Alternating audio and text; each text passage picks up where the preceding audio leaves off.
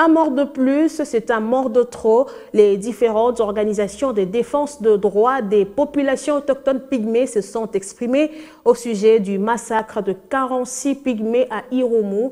Au-delà de la désolation, les pygmées observent 3 jours de deuil sur toute l'étendue de la République à dater de ce mardi. «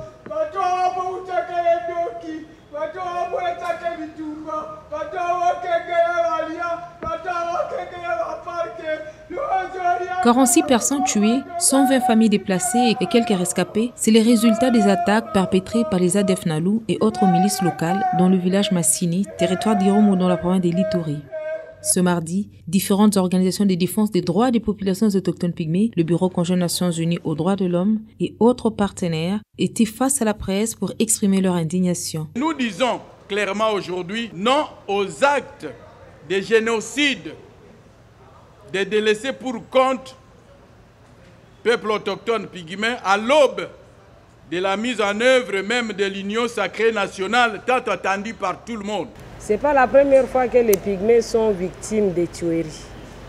Mais ce qui s'est passé le 14 janvier, ce sont des tueries de plus.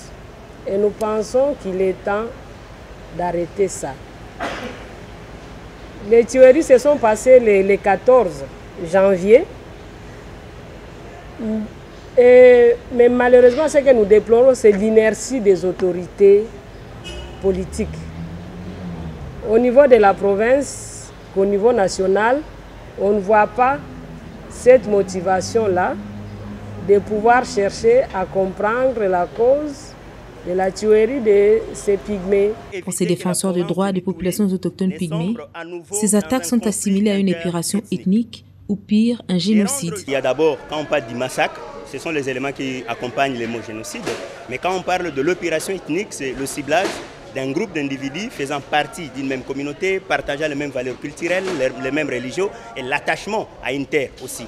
Donc rien que ces deux mots nous permettent déjà d'avoir cet élément-là pour dire que peut-être ça peut être un génocide.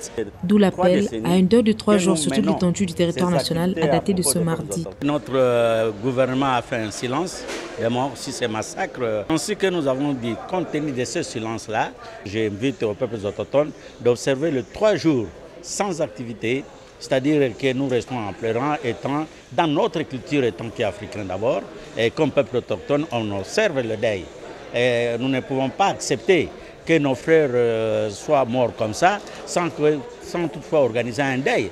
Un mort de plus et un mort de trop, plusieurs recommandations ont été formulées afin de décourager ces actes ignobles. Les cadres par excellence pour résoudre ces cas en ce moment, c'est d'avoir un gouvernement représentatif de l'Union sacrée nationale. Nous voulons participer à ces gouvernements tant attendus pour apporter des solutions innovantes à ces sujets par l'adoption de notre loi. Le 3e jour de la levée du deuil sera sanctionné par une marche pacifique d'indignation qui se soldera par le dépôt des mémos à la présidence et au Bureau conjoint des Nations Unies aux droits de l'homme.